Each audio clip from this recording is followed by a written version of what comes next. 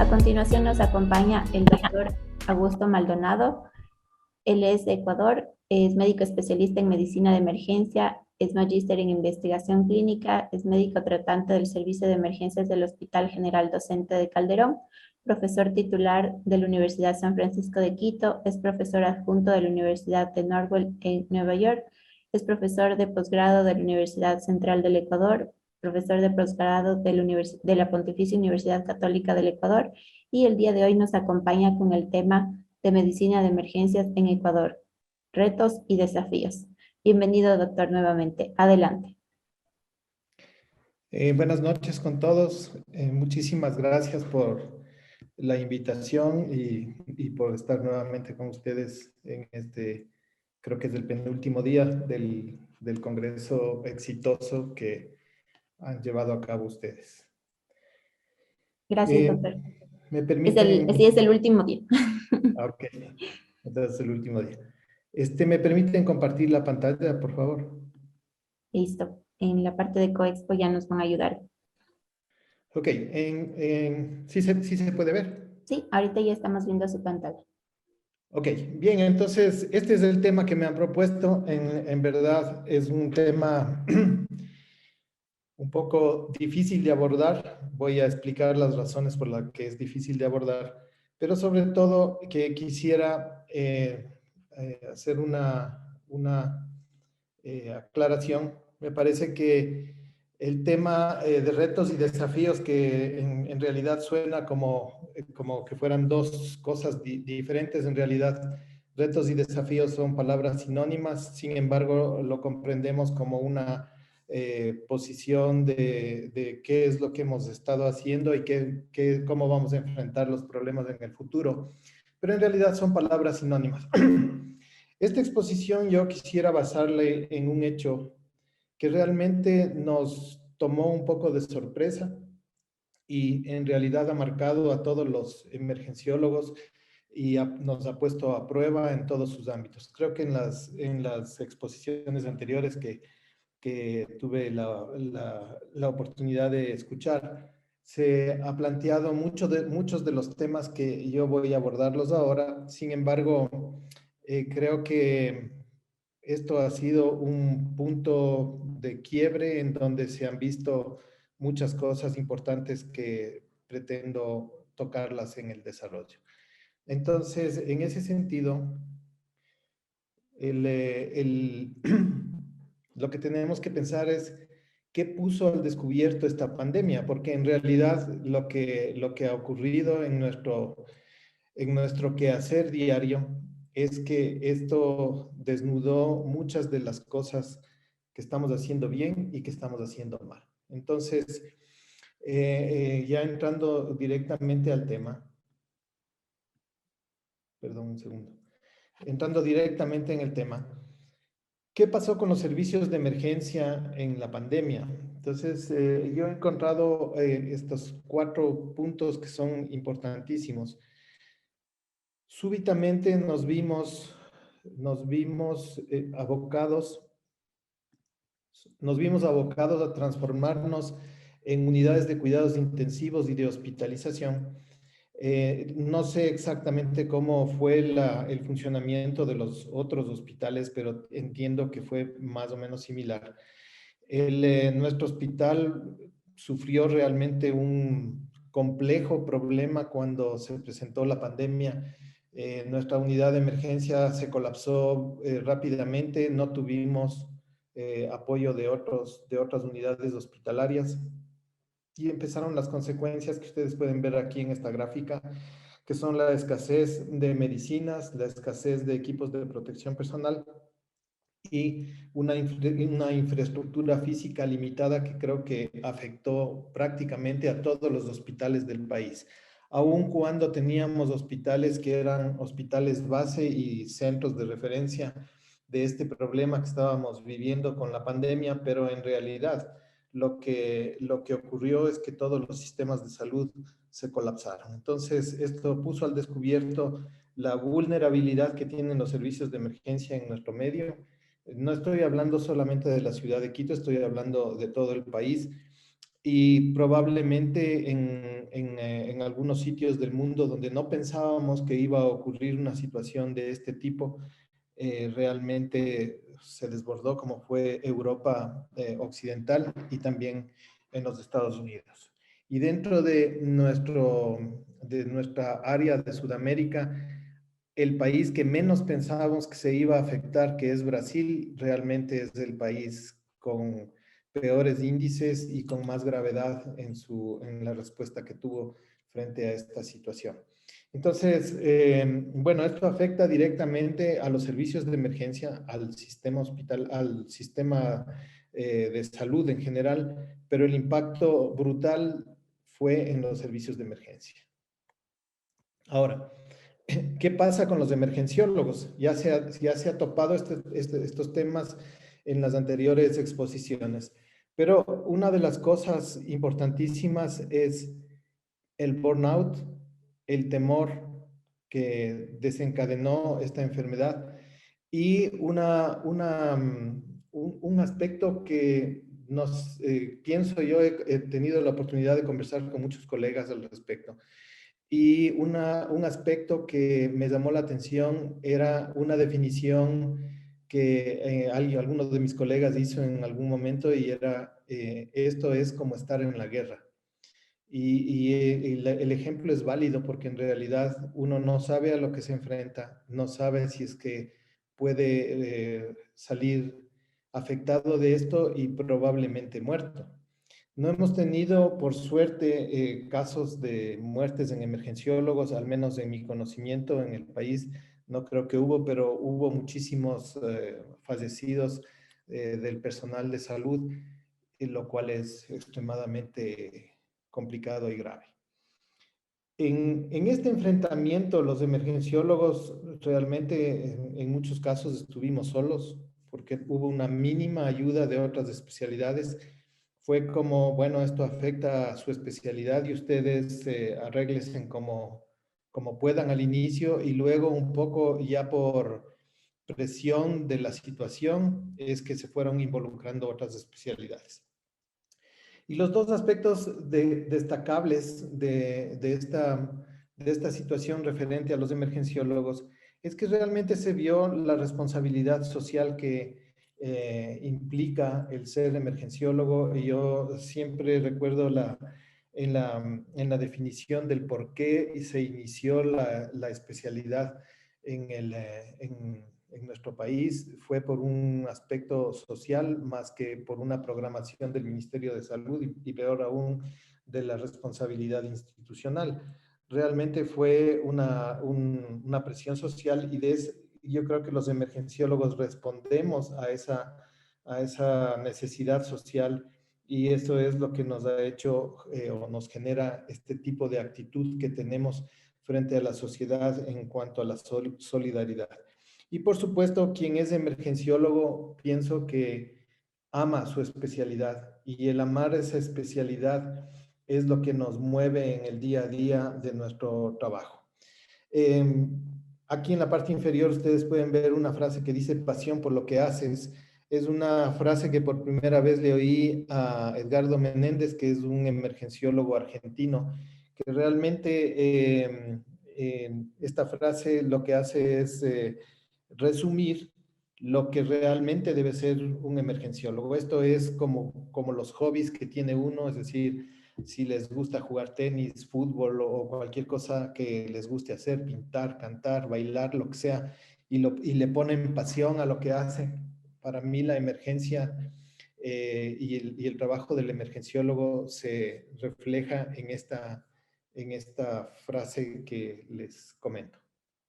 Bien, entonces la pandemia lo que puso al descubierto fue lo vulnerable de nuestro sistema de salud, magnificó la importancia de la medicina de emergencia, esto en medio de la gravedad de lo que ocurrió y de las muertes, pero en realidad, ¿quién deja de pensar que la medicina de emergencia es realmente importante en la actualidad?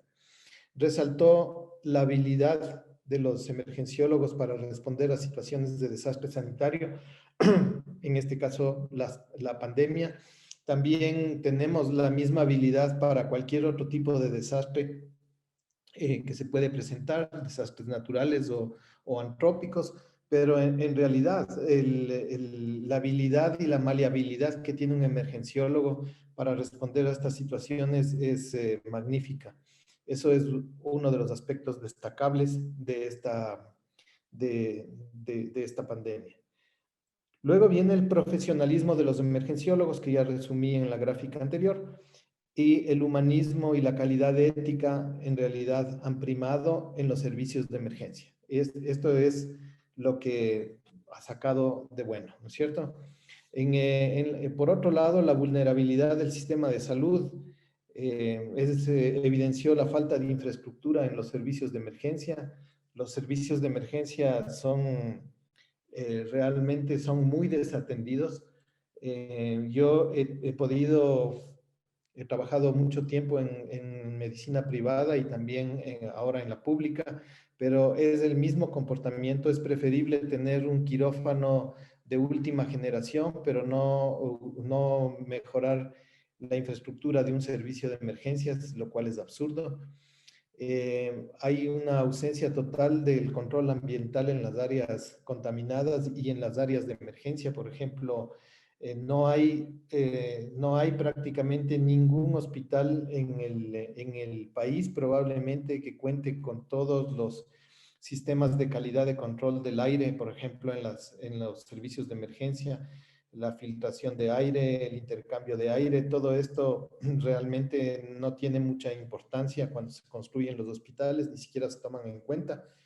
Y una pregunta que yo me hacía, obviamente sin respuesta, porque aquí en este país es muy difícil encontrar respuesta a estas cosas, ¿cuál fue realmente la tasa de transmisión nosocomial del COVID?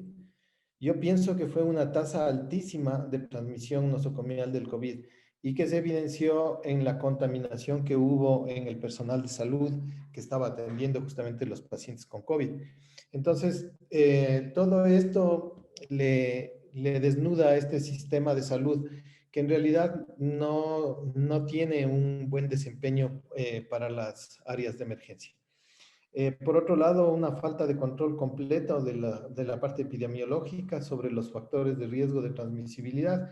No recibimos ni una sola visita de las autoridades del Ministerio de Salud. Creo que fueron una vez al inicio de la pandemia y después de eso no tuvimos ninguna visita ni ningún cambio en cuanto a la parte de control epidemiológico. También tuvimos falta de equipos de protección personal, falta de ventiladores mecánicos, falta de cánulas nasales de alto flujo, falta de dispositivos para ventilación no invasiva, lidiamos con la falta de oxígeno.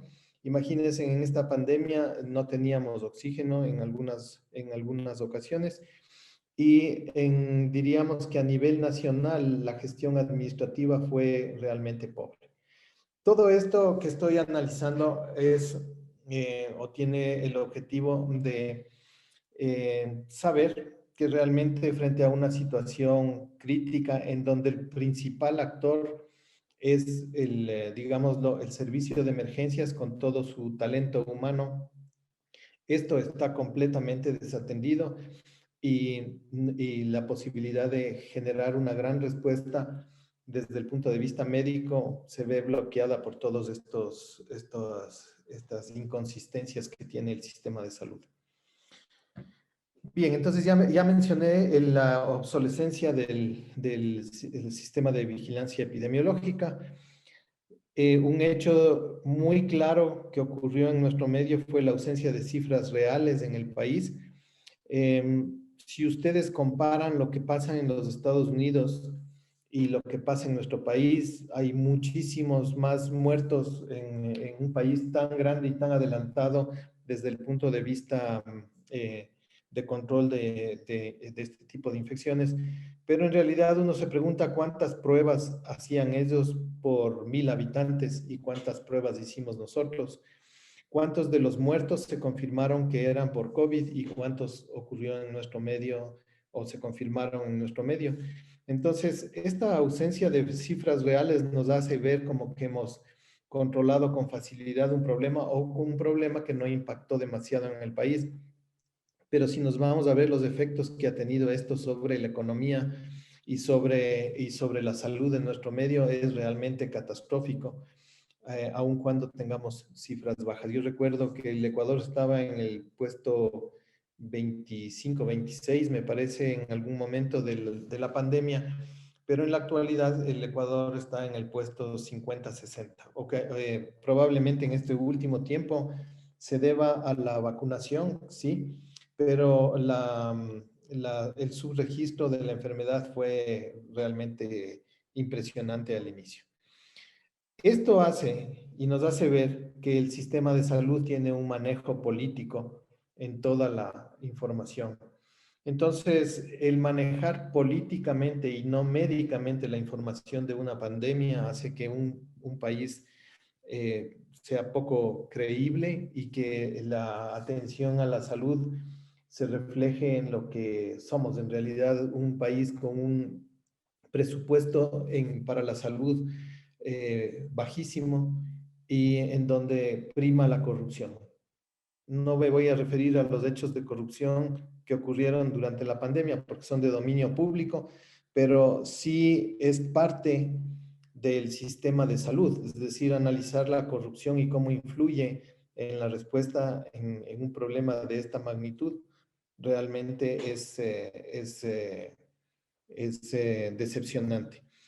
Si ustedes analizan este manejo político de la información y la corrupción, cómo afecta al desempeño de la especialidad de emergencia, solamente pensando en el impacto que puede tener, realmente ustedes pueden darse cuenta de la magnitud del problema de nuestro país en este sentido. Bien, hace un momento mencioné, no hubo en ningún momento una comunicación constante y cercana con los actores hospitalarios de la respuesta frente a esta situación. Y la toma de decisiones, desde mi punto de vista, en muchos aspectos fue sin ningún criterio técnico claro, especialmente en el área de emergencia.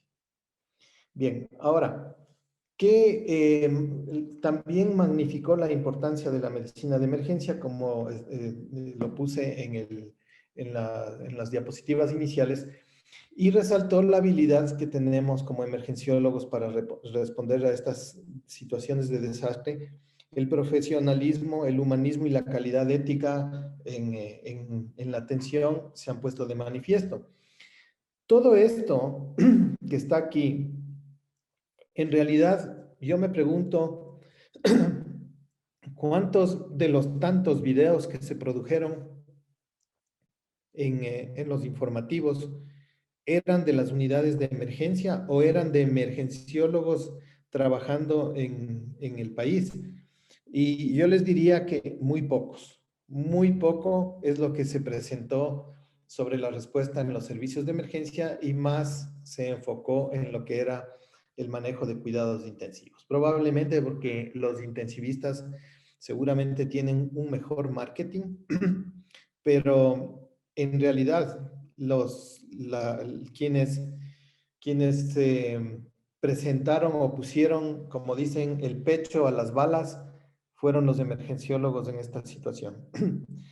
Y a pesar de que esto se resaltó y sabemos lo que valemos en la actualidad, yo le he puesto un pero, y el pero es que no tuvimos un liderazgo en la respuesta, o sea, me refiero a un ente que realmente dé la información de liderazgo de lo que estamos haciendo en cada una de nuestras áreas. No hubo este liderazgo o una respuesta a nivel nacional.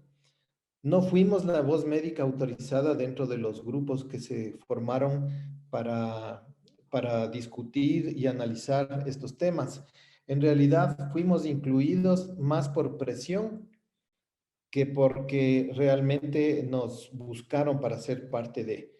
Sí estuvimos representados, pero si ustedes se fijan en cuáles fueron las encomiendas que nos dieron en estos grupos, realmente no era la discusión mayor de cómo se deben tratar estos pacientes, cómo se debe distribuir las donaciones que venían del exterior para tratar a los pacientes.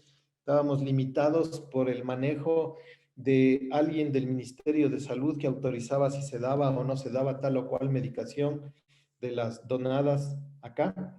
Por otro lado, yo personalmente estuve liderando una donación de equipos de ventilación no invasiva que fueron donados para el Ecuador y que no llegaron a las áreas de emergencia, sino llegaron a los centros de salud cuando en las áreas de emergencia se necesitaba. Entonces, esto refleja que no fuimos capaces de liderar esta respuesta que nos correspondía a nosotros. No fuimos tomados en cuenta en la conformación de las mesas de expertos del Ministerio de Salud Pública, fueron otras especialidades, al final fuimos tomados en cuenta y obviamente nos faltó visión de futuro para la especialidad en este sentido, porque creo que aquí fue una gran oportunidad que tuvimos para hacernos más visibles. Entonces, como decía, desperdiciamos la gran oportunidad de crecimiento y de visibilización de la especialidad. Yo sé que hemos crecido mucho, pero podríamos haber crecido mucho más con esta pandemia. Y en realidad, eh, muchos de nosotros probablemente nos sentimos como solos en el mundo, en esta especialidad, pero la voz debemos levantarla ya, porque no debemos esperar una nueva pandemia para ser atendidos. Esta es una voz que se ha levantado en todo el mundo. Al final, a lo mejor ustedes ya han visto varias veces un video, pero quiero ponerlo en escena porque realmente ese video es lo que está pasando en todo el mundo o lo que ha pasado con la pandemia y la necesidad que tenemos de tener otro tipo de tratamiento. Bien, ahora, ¿qué oportunidades tenemos luego de haber analizado esto? Primero, que el trabajo en equipo es crítico. O sea, yo creo que el trabajar dentro de un grupo en el cual todos vamos por un mismo objetivo y es atender todo este grupo de pacientes que vienen uno tras otro y cada uno más grave que otro, el trabajar en equipo para poder de alguna manera enfrentar esta situación creo que es fue una excelente oportunidad y creo que eso ha quedado plasmado en muchos de los médicos que estuvimos al frente y que reconocemos que es importantísimo trabajar en equipo. Por otro lado, sí debemos tener una organización con liderazgo y que sea representativo de nuestros intereses. Esta organización puede ser cualquier tipo de organización, pero que represente los intereses de los médicos de emergencia. En este caso, yo diría la Sociedad Ecuatoriana de Medicina de Emergencia es la que realmente puede tener este liderazgo y puede aglutinar a todos los médicos de emergencia con un enfoque un poco más profundo. Por otro lado, también creo que no hay un registro nacional epidemiológico de los servicios de emergencia que tenga acceso libre a los médicos de emergencia o que tenga acceso regulado a través de cualquiera de las instancias del Ministerio de Salud, pero no existe el registro nacional epidemiológico de los servicios de emergencia.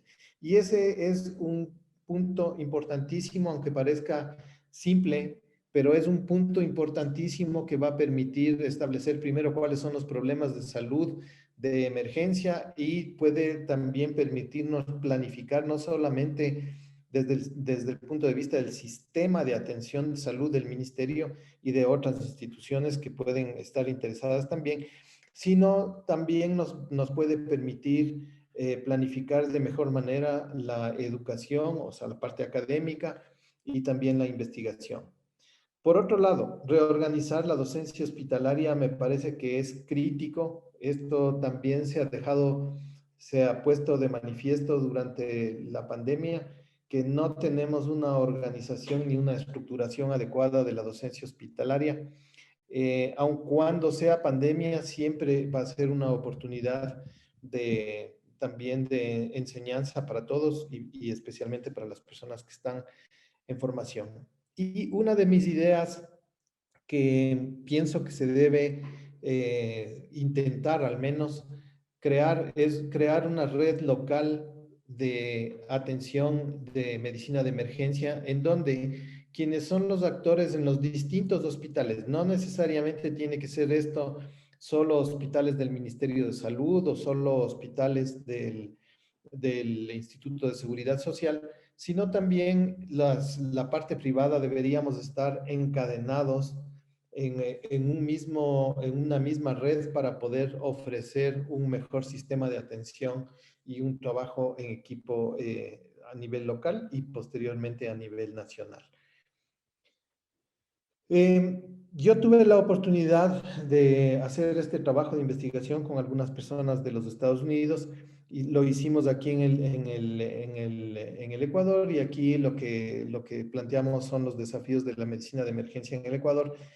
Y una de las cosas importantísimas fue justamente tener una colaboración entre los médicos de emergencia que pueden ayudar a reforzar la especialidad y mejorar el cuidado de emergencia. Solamente con resultados nosotros vamos a poder exigir algo más de las autoridades o de las entidades del gobierno para que presten atención a esto. Y dentro de estas cosas está justamente la educación en medicina de emergencia y el liderazgo en medicina de emergencia, que ya fue abordado por la doctora Borja. Entonces, creo que hay aspectos, hay muchos otros aspectos dentro de este artículo, pero en realidad la educación y la medicina, el liderazgo son los dos que más énfasis se puso.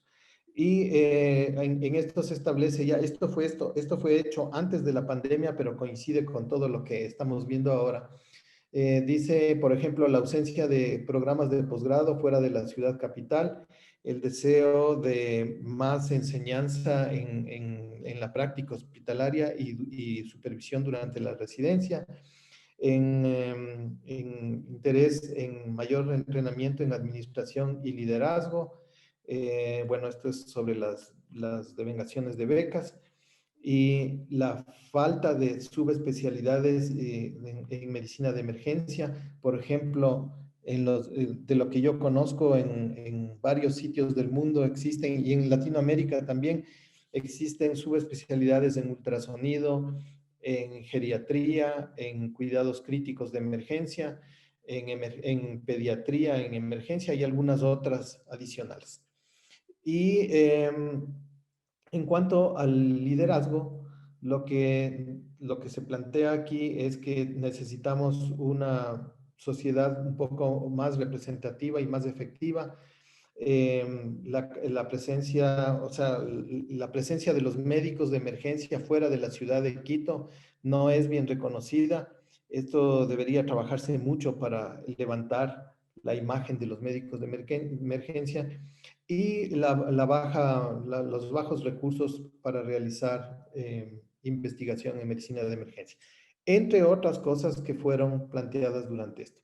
Y también tuve la oportunidad de hacer esta investigación en casi todos los hospitales que cuentan con las características de un servicio, un departamento de emergencia, de acuerdo a los estándares que se plantean para esta encuesta que se llama NEDI, y en donde nosotros vimos que había una disparidad bien importante entre la medicina privada y la medicina pública.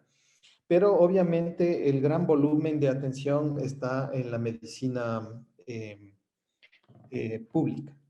Entonces aquí se establecen algunas cosas como la presencia de enfermeras en los departamentos de emergencia 24/7, que se cumplen los dos lados, y la presencia de médicos de emergencia que en la actualidad en Quito sí tenemos con un cumplimiento casi del 100% en los hospitales públicos y privados, un poquito más alta en los públicos que en los privados, lo cual quiere decir que los servicios de emergencia digamos, o tienen médicos que están 24/7 en sus áreas. Repito, esto es en los hospitales que cumplen con los criterios de un servicio de emergencia de acuerdo a la definición de esta encuesta. Entonces, en esto no hay diferencia, es decir, médicos de emergencia existen en los hospitales, pero el apoyo que les decía de otras especialidades es muy bajo. La infraestructura, por ejemplo, hay hospitales que no tienen ventiladores mecánicos en el servicio de emergencia. Hay que ver cuántos son funcionales, es decir, no solamente aquí lo que evaluamos es la presencia del equipo, pero no necesariamente la funcionalidad del equipo. Entonces, por ejemplo, monitores cardíacos, 83% en el servicio público, 93% en el privado y algunas otras cosas como tomografías dedicadas para los servicios de emergencia, 67% en el público, 69% en el privado. Presión negativa en los servicios, 33% bajo la definición y, digamos, bajo el criterio de quien nos dio los datos, 33% en los servicios de emergencia públicos y 29% en los privados. Entonces, aquí vemos que no se cumplen las normas internacionales. Por otro lado, el volumen, que sí es importante, 50,000 de promedio en los públicos, 13,000 en los privados. Camas 36 de promedio en los públicos, 9 en los privados. Y una cosa importante, el tiempo de estancia en los servicios de emergencia. 42% están de 1 a 6 horas en los públicos, 58% más de 6 horas y en los privados, en cambio, 7% menos de 1 hora, 86% entre 1 y 6 horas.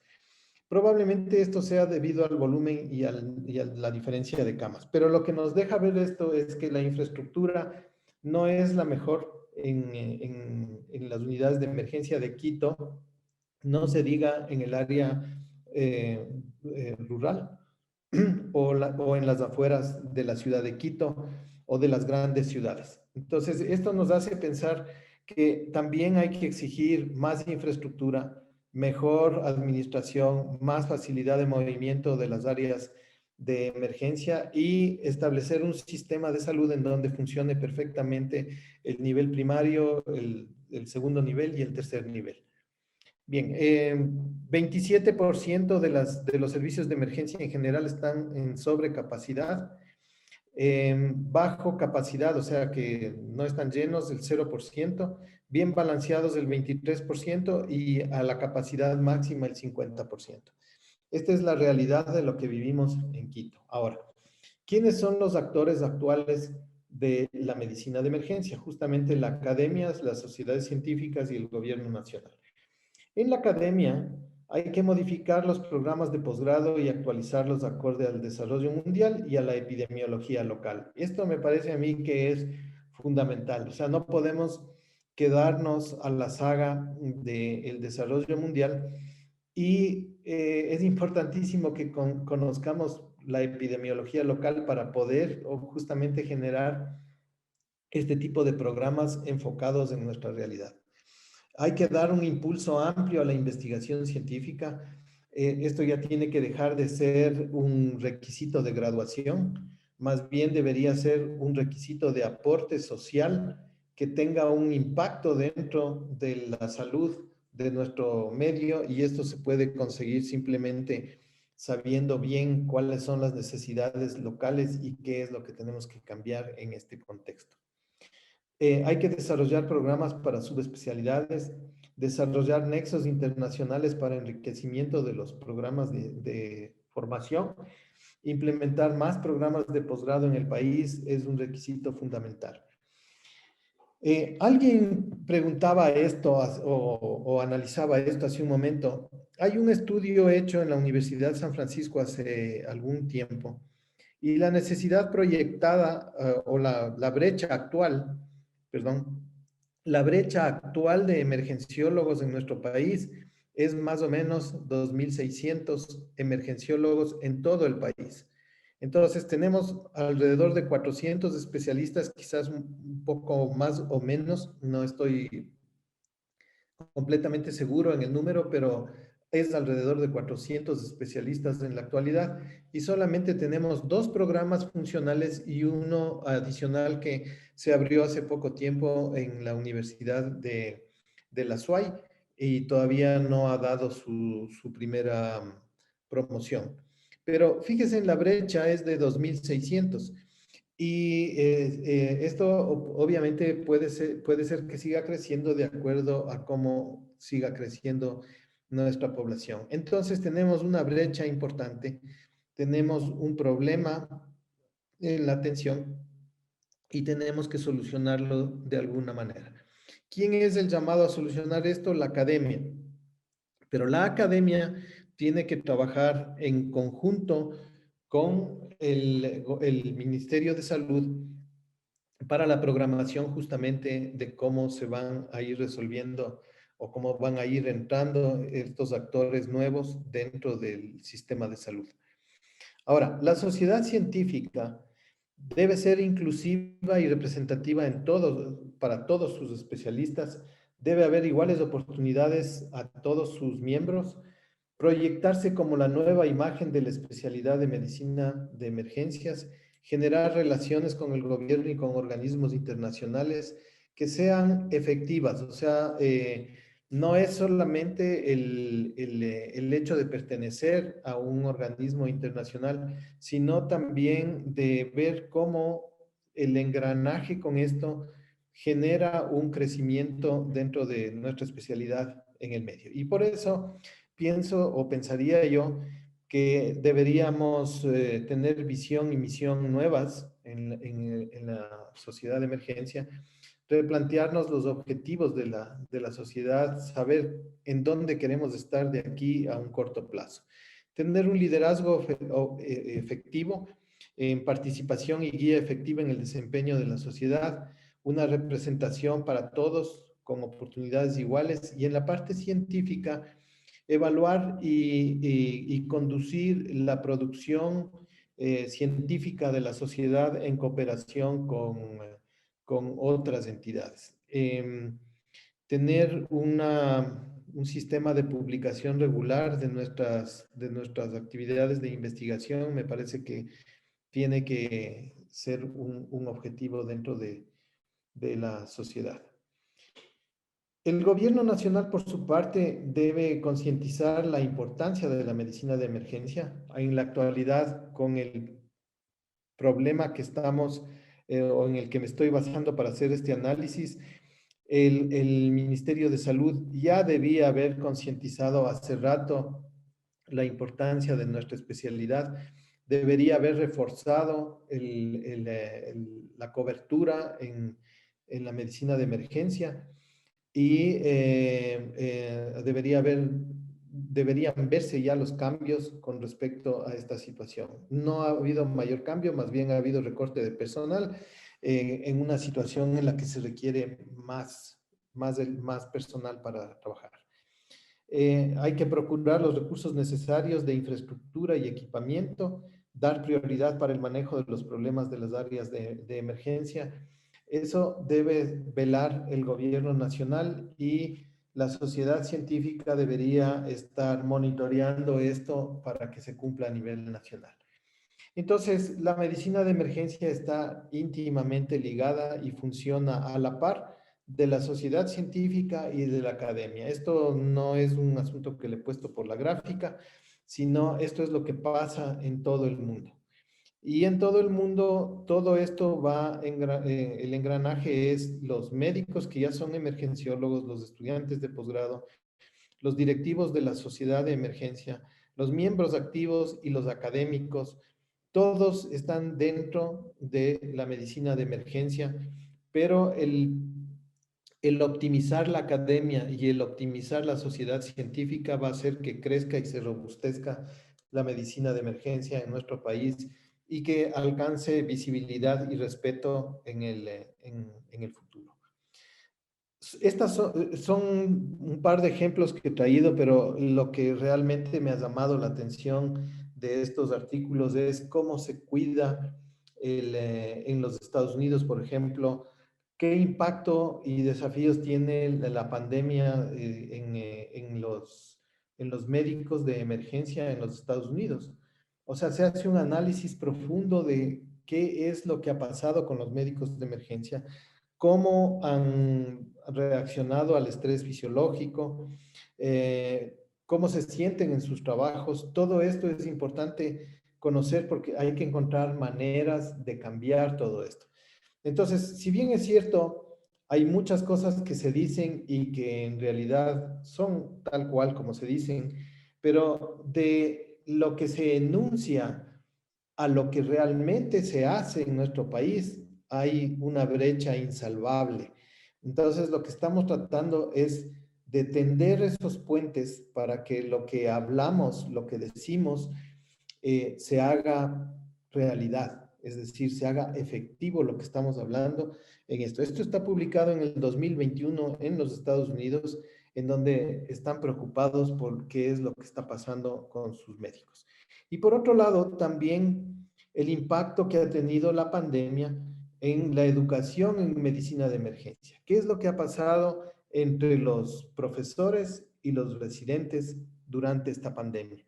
Entonces, son artículos de investigación que no me parece que sean tan complicados hacerlos y que porque tenemos realmente en la actualidad entre los estudiantes desde hace varias generaciones y también entre, obviamente, entre los médicos emergenciólogos antiguos, hay gente brillante y creo que hacer investigación no es nada del otro mundo, sino se necesita simplemente una visión un poco más detallada de cuál es nuestra realidad.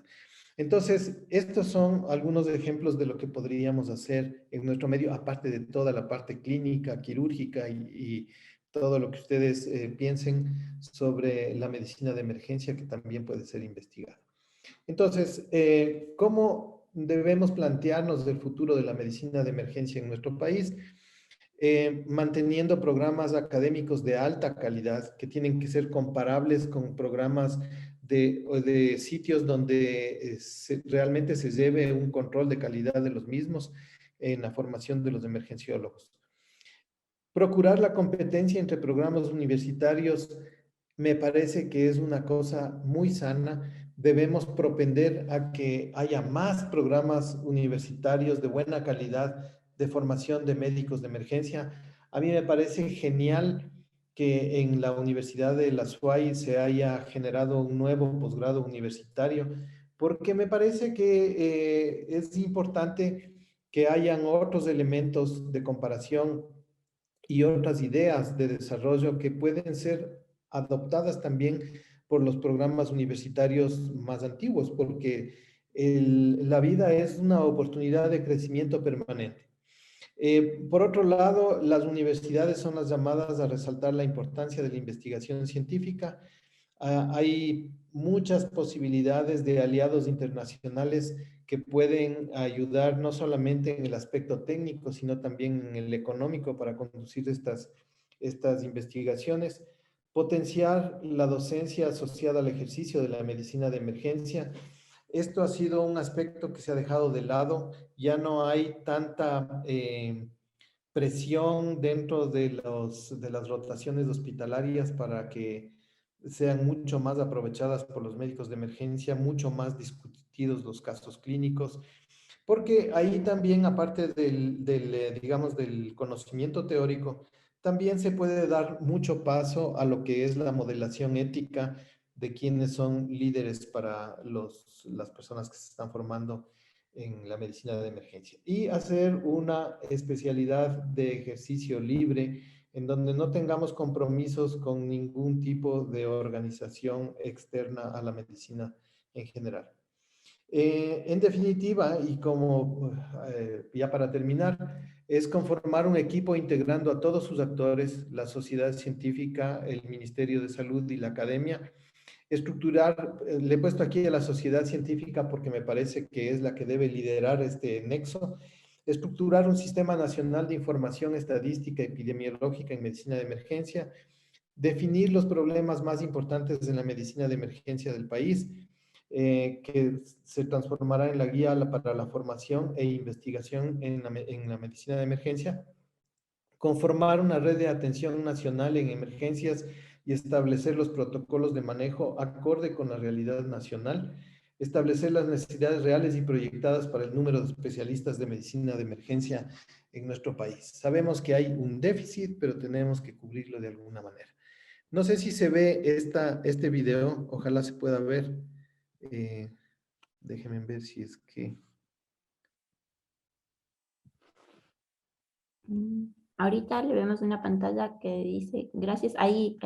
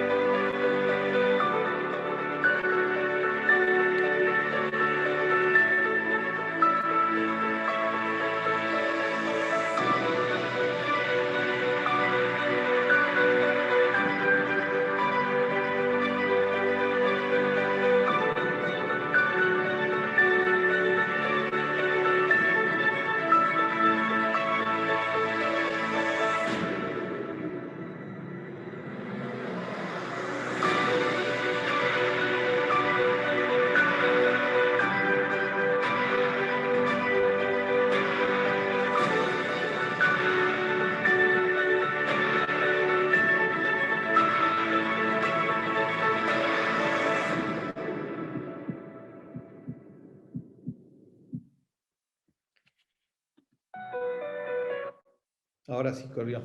Pero en todo caso, lo que espero es que haya mejores días para la medicina de emergencia. Les agradezco muchísimo su atención y no sé si es que haya tiempo para alguna pregunta. Gracias, doctor. Realmente ha sido muy completo el abordaje que nos ha indicado sobre este tema y de parte de toda la audiencia igualmente les extienden las felicitaciones sobre las incluso propuestas que se hace sobre la medicina de emergencias para el futuro y ojalá se pueda concretar en nuestro país. Le agradecemos mucho por su participación y vamos a seguir con la siguiente ponencia en honor al tiempo. Ok, muchas gracias.